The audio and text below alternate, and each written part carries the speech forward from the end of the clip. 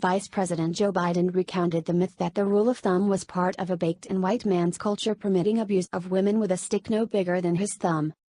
Biden spread the idea during a speech at the Biden Courage Awards in New York City on Tuesday night, urging supporters to stand up against the abuse of women. You all know where the phrase rule of thumb means? Where it's derived from. In English common law, not codification of it, common law. Back in the late 1300s, so many women were dying at the hands of their husbands because they were chattel like the cattle or the sheep, that the court of common law had to do something about the extent of the deaths. So you know what they said?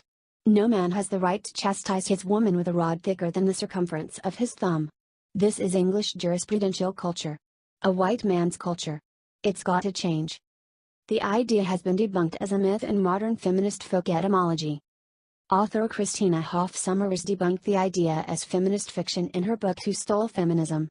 Sommers wrote, "The rule of thumb, however, turns out to be an excellent example of what may be called a feminist fiction. Is not to be found in William Blackstone's treatise on English common law. On the contrary, British law since the 1700s and our American laws predating the Revolution prohibit wife beating, though there have been periods and places in which the prohibition was only indifferently enforced.